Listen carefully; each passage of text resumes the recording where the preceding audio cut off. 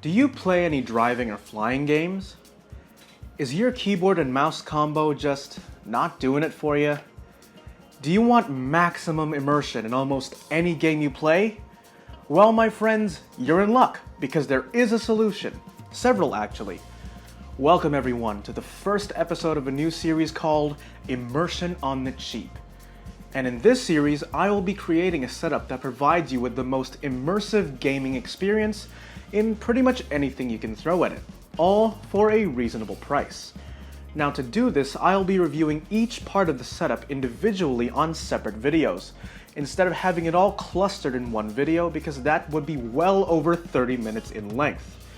And today, we start with flying games, and in those, you would need a hands-on throttle and stick, or HOTAS for short. And this is the Thrustmaster T.Flight HOTAS 4.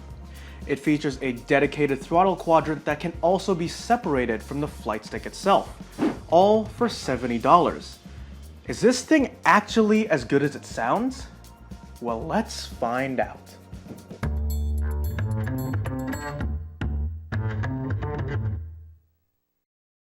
Alright, let's talk about this thing's features first. It has two parts, the flight stick and the throttle quadrant, and they are connected using this large cable right here. Now there are two positions, connected like so to take up less space or for rigidity, or separate to more closely mimic an actual cockpit.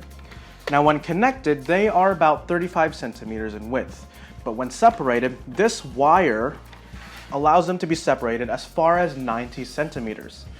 Now the two units can be secured together using this connecting tab and using this Allen key at the bottom of the stick, but I'll be showing you how to do this later. Now you can organize your cables using the wire cutouts at the bottom of the flight stick here and at the bottom of the throttle quadrant right here, which is also really useful in keeping your base sturdy as you can wire the cables out of these holes. Also at the bottom of the flight stick is an adjustment dial, which is used to change the centering force of the flight stick. You can just adjust it using this dial right here. Now this HOTAS has 13 buttons in total. L1, L2, L3, R1, R2, R3, square, X, circle, triangle, PS, share, and options. Now, do any of these buttons sound familiar? Well, that's because aside from on the PC, you can also use this HOTAS on the PS4, hence the name HOTAS 4. Unfortunately, this isn't backwards compatible with the PS3. You'd have to get Thrustmaster's own HOTAS X if you want PS3 compatibility.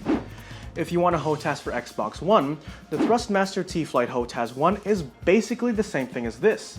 So a lot of the stuff I say about the HOTAS 4 also applies to that. Now continuing on with the features, you have two rudder inputs, one by twisting the stick left and right, and one by using the rocker button at the back of the throttle. But if you want a more realistic rudder input, there's an RJ12 connector at the back of the stick housing, which is used to connect Thrustmaster's own T-Flight rudder pedals. That sells for around $84 on Amazon right now. That'll be linked below. What this HOTAS does not have, though, is the ability to mount it onto any surface using screws. You can only place it on top of a surface like a table, which could be a deal breaker for some people, and I'll show you why later. Now when you get this out of the box, the first thing you notice is the feel. And since this thing is as cheap as it is, don't expect premium materials like metal, because this basically has none. The HOTAS 4, at least on the areas that you do touch, are made up of plastic, which does make it feel cheap compared to something more expensive like the Saitek X56 Rhino. Despite that, it does feel well built, and there's very minimal flex on any of the plastic panels, which is good. The stick itself is ergonomically designed and feels comfortable to hold even for long flying sessions. Its movement is nice and fluid and feels pretty good, and as I said before, the centering force can be adjusted with the knob underneath. The L1, L2, R1, PS, share, and option buttons have a longer travel distance and feel a bit like a membrane keyboard to press, while the other buttons click directly after you press them. They feel alright to press, but there's nothing particularly satisfying there. The throttle has a little bump in the middle to let you know that it's exactly at 50%, which can be useful in arcade-style flying games like Ace Combat 7, where 50% throttle keeps your aircraft at the normal resting speed. Now the throttle is pretty easy to move back and forth, and while it is a little lighter than I'd like, there's just enough friction to keep it stationary at basically any position. Now the setup is very easy. If you're playing on PC, make sure to download the drivers from Thrustmaster's website, that'll be linked below as well. You can connect it to your computer or your PS4's USB port using a single cable, which is also quite long, around 3 meters. Handy if you are playing games on your TV and you sit far away from it. A little annoying to deal with though if you are close to your system, but that can be easily fixed using a series of zip ties. In the box they come connected, but if you want to use them separately, then here's how. First, get the Allen key from the bottom. This is a little hard to reach with your fingernails, so do get a letter opener or any other long and narrow object to pry it out. Then, use the Allen key to loosen the 2 Allen screws here and here. Once loosened, take the cables out of the cutouts to make the stick and throttle units easier to separate. Then, pull them apart at a bit of an angle. Finally, put the cables through the holes leading out of the cutouts and you're good to go. To connect them, just do the opposite. Rewire the cables through the cutouts, but not completely so it won't restrict your movements too much. Then, put them together at an angle. Once that's done, you can put the remaining bit of wire through the cutouts. Finally, tighten the 2 Allen screws, and if you're done with the Allen key, put it back in its holder at the bottom. And that's it. Now let's play some games. The first game I'll be showing you is Flight Simulator X, or FSX for short. I'll have live readouts of the buttons I press below just for your reference, and the footage of the HOTAS will be in the lower left-hand corner. In FSX, you'll mostly be flying commercial or private civilian jets, which means your stick movements will be very gentle. This HOTAS is fantastic for these types of games. There are enough buttons to control the main parts of the aircraft, such as the landing gear and flaps, and because they're placed on the stick and throttle, I don't need to take my hands off the controls to press any of them. I still do have a keyboard in front of me though, just in case I need to access any other things. In the most loosened position, the stick is nicely weighted for flying commercial aircraft, and there's very little dead zone in the center. Joystick dead zone is the area around the center of the stick that doesn't respond to movement, illustrated with this clip where I move the stick ever so slightly, but the aircraft does not respond. A small dead zone makes the stick very responsive, even when making minute or precise movements like wind correction on final approaches, which is a significant improvement over this thing's predecessor, the HOTAS X, which has received some complaints about its large dead zone.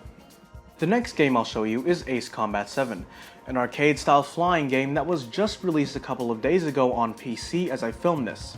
In this game, you fly fighter jets and shoot both air and ground targets, which means you'll be moving the stick pretty quickly, especially during dogfights like this one, where it's up against an enemy ace pilot. Now I found this HOTAS great to use for these types of games as well.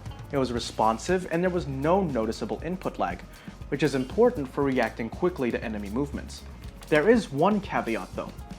Notice that a lot of the time, because of my rapid hand movements, the stick base moves just a little bit. This is because of the materials used in the HOTAS itself. All these plastics make the HOTAS light, and while in FSX it is perfectly secure on the table, quick movements like the ones I'm making could tilt or push the base a little bit. It does have rubber feet on the bottom, but the HOTAS is not heavy enough for the rubber feet to produce enough friction to counter my movements. This brings me back to my point earlier about how you can't mount it anywhere using screws. I would really appreciate if I could secure this to my chair's armrests, for example, to ensure that the bases don't move when I play games that need me to make aggressive movements. I guess you could just press your hand down a little bit more, just to give the HOTAS more weight, and since static friction depends on the applied force normal to the surface, this will make the HOTAS harder to move. And as a person who has large and heavy hands, I'm completely fine doing that. But for people with lighter or smaller hands, this could get pretty uncomfortable, which doesn't make this a viable solution for everyone. Alternatively, you could connect the two units together, as they should be more stable in that configuration. but I don't think a lot of people would like that either. The separable throttle and stick unit is such a big selling point because it mirrors the feel of a real cockpit. If you look at a picture of a plane's cockpit, literally any plane cockpit, none of the throttle levers are positioned right next to the yoke or joystick. The stick is either in the center or to the pilot's side with the throttle lever on the other side. So Thrustmaster, if somehow you find this video, please for the next iteration of these, maybe consider putting a metal plate at the bottom to make this heavier, or add mounting holes. Okay, you say, but why should I spend 70 bucks just to play some flying games? The only problem with the keyboard is that one key can only produce two outputs. 0 for when it's not pressed, and 1 for when it is pressed. An Xbox One controller like this one is already way better than a keyboard for this. It has analog sticks and analog bumper buttons, all of which allow you to modify your input between that 0 and 1. You want 50% throttle? You got it! Just press the bumper button halfway down. Not to mention you can use it for other games as well, like shooters or driving games. You can't use a joystick on those, right? So why should I fork over 70 bucks of my hard-earned money for a joystick that I can only use with flying games, when I can have one of these that I can play with every game at half the price? Well, here's the thing. For the most part, you would be right. An Xbox controller is way better value for money than any HOTAS, simply because it gives you a lot of the flexibility that a HOTAS does thanks to its analog buttons, and that you can play with basically every type of game. What it can't give you, though, is the feeling of actually flying a plane. The HOTAS 4 is really satisfying to use, especially when both units are separated, which I personally prefer, because, as I said before, it just seems more like a real cockpit. Flying games feel really immersive and more involving than any Xbox controller could even hope to emulate. With a controller, you do feel much better than you do when playing flying games on a keyboard, but you still feel like a gamer. With one of these, you feel like a pilot. Even with the Logitech Extreme 3D Pro, one of the cheapest flight sticks out there at around 45 bucks, that'll be linked below as well, that doesn't come close to this because it doesn't have a full-size throttle.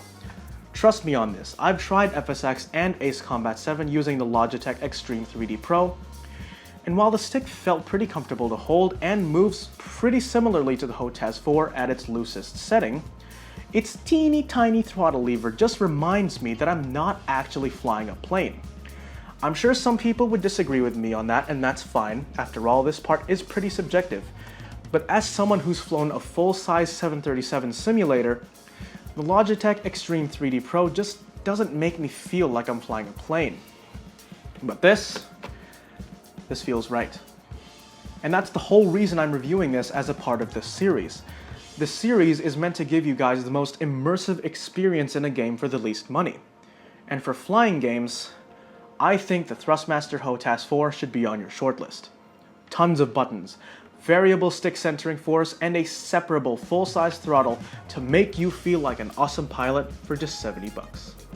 Thanks for watching, guys. If you liked this video, please consider giving it a thumbs up and subscribing to the channel. Please also remember to hit that bell icon so you don't miss any future videos. Post your questions, comments, thoughts, feedback, and suggestions down in the comments below, and links to all the products shown in the video will be in the video description below. Thank you all so much for watching, and I will see you in the next video.